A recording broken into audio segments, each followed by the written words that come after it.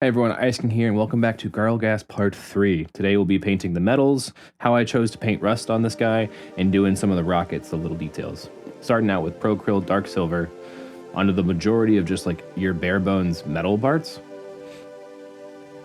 Using the pot palette as the paint palette for metallics has been actually pretty fun. If you haven't tried it, using that for that and speed paints is kind of a huge trick that I found I liked.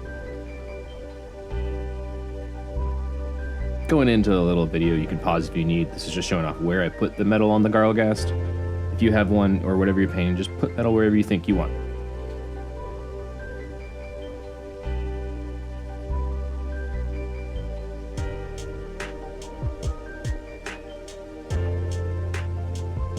Doing model layer silver for the brighter silver to add some variation in the two tones.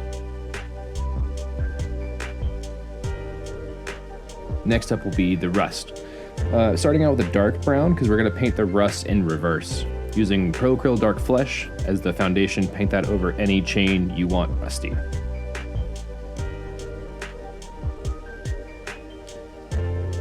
Next up is going to be a 50-50 mix of Dark Flesh and Nova Orange.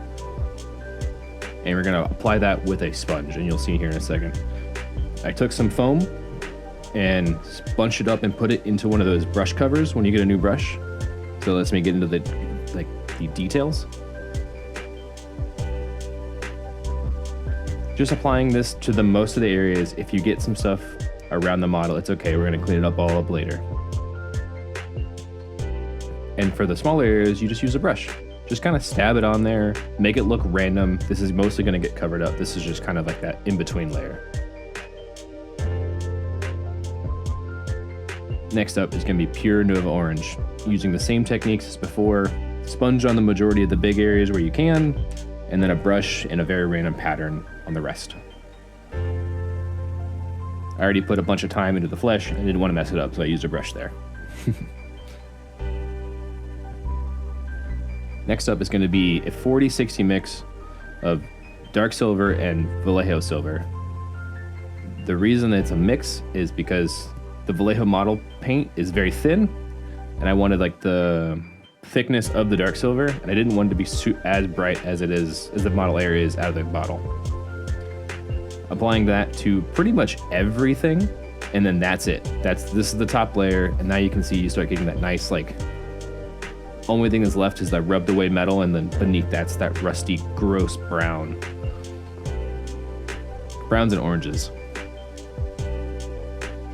Next up, doing the bolts on all over the model with Procryl Dark Silver to match the rest of the metals. Recorded this a little out of order, and that was kind of on my bad, but I was doing all of these in one big recording block.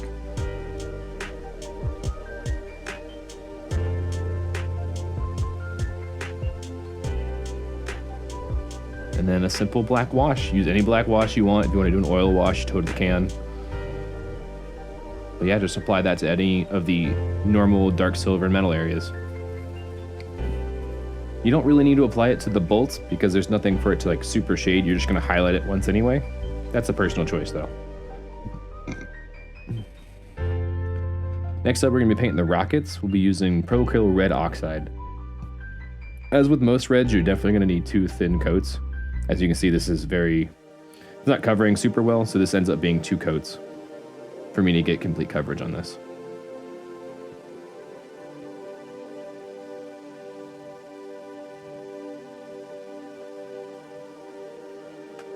This is a fun little step. I don't know if many people have used this. This is Tamiya black panel liner. It's an enamel paint, so you need your paint to dry, or this is a clear coat.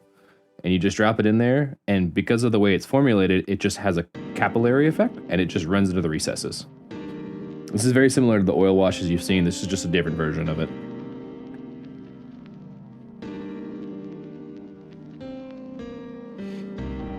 And then lastly, you can use lighter fluid, like Zippo lighter fluid, to put it on a Q-tip and rub away the excess in case you mess up. This is a fun little trick that I learned from my little Gunpla days that I still have. I don't know why I say it that way. But yeah, you just wipe away the excess and boom, done. And apologies, no B-roll for this one. Forgot about that. But I hope you guys have a wonderful day. Thank you all for watching, and stay tuned for the next part in this video series. See y'all later.